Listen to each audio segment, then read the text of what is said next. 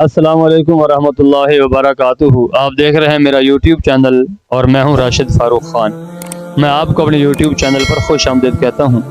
आपसे गुजारिश है, अगर आप हमारे चैनल पर पहली बार तशरीफ़ लाए हैं तो हमारे चैनल को सब्सक्राइब कर लें, बेल आइकन को ऑल पर प्रेस कर लें। तो आज का हमारा पहला सवाल ये है कि पाकिस्तान का मौजूदा आइन जो है वो कब नाफिज़ुल अमल हुआ। दूसरा हमारा सवाल ये है कि पाकिस्तान जो है वो जमहूरी मुल्क कब बना। तीसरा हमारा सवाल ये है पाकिस्तान का जो कौमी तराना है इसकी धुन जो है वो किसने बनाई थी। चौथा हमारा सवाल ये है पाकिस्तान का जो सबसे बड़ा बैराज है वो कौन सा है। ये आज के हमारे सवालात हैं। अगर आप हजरात को इनके जवाब मालूम है तो कमेंट सेशन के अंदर आप इसके जवाब देने हैं। हम आवाम से, पब्लिक से पूछते हैं कि आवाम इसके बारे में। अस्सलाम वालेकुम वरहमतुल्लाहि वबरकातुहू। वालेकुम अस्सलाम वरहमतुल्लाहि वबरकातुहू। क्या नाम है सर आपका? सर मेरा कामरान हबीब खान। कामरान हबीब खान सर।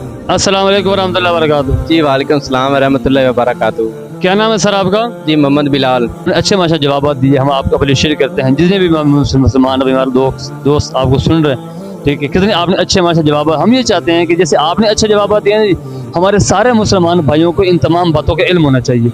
उस हवाले से पैगाम दें, दीन सीखना कितना ज़रूरी है। सर मौजूदा वक्त में मैं सारे अपने मुस्लिमा ख़ास करके पाकिस्तान के नौजवानों या बहन भाइयों सबको यही दूंगा कि अपने बच्चों को फर्स्ट हैंड उनको दीन की तालीम देनी चाहिए। जिनको अब मैं खुद अपनी मिसाल दूंगा, मैं बाहर किसी को नहीं कहता, मुझे इल्म है लेकिन आटे में लून के बराबर भी नहीं, ठीक है। और दुआ मांगता हूँ कि अल्लाह ताला मुझे अपना दीन का इल्म अता फरमाए। और अगर हम अपने बच्चों को सिखाएंगे तो वो आगे से इंशाल्लाह ताला दीन की बात भी करेंगे और दीन के लिए आगे जाएंगे। और इसके अलावा अगर कुछ ही नहीं, जैसे आपके सामने है मौजूदा वक्त के हालात के मुताबिक सिर्फ हर बंदा ये कहता है कि मैं इंग्लिश मीडियम में पढ़ा लूँ। पढ़ाई तालीम बेहतर है, उससे इनकार नहीं है, लेकिन दीन को पहले रखना चाहिए।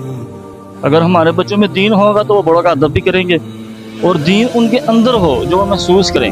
वो नहीं कि बस दाढ़ी रख दी और चले गए और बस बातें चाह, अमल में हो। अमल होना चाहिए।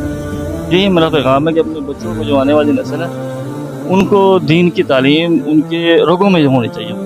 हम कोशिश करते हैं लोगों को दीन इस्लाम के बारे में अवेयरनेस दे जाए। तो आपके नज़रिए ये काम कैसा, अच्छा काम कर रहे हैं? कैसा आप बहुत अच्छा काम कर रहे हैं। इससे समझे कि शोर भी पैदा होगा। जिनको कुछ नहीं या कुछ ना कुछ पता हो, उनसे के दीन में उनके इल्म में इजाफा हो। अगर उनको क्या कहते हैं मोहब्बत हो दीन इस्लाम से मोहब्बत हो, तो फिर ही उनको उसे वो समझे कि आगाही है, आपकी आगाही मुहिम है मेरे नज़र में। मेहरबानी सर, शुक्रिया। क़यामत में सबसे पहले नमाज के बारे में पूछा जाए। सही बात है।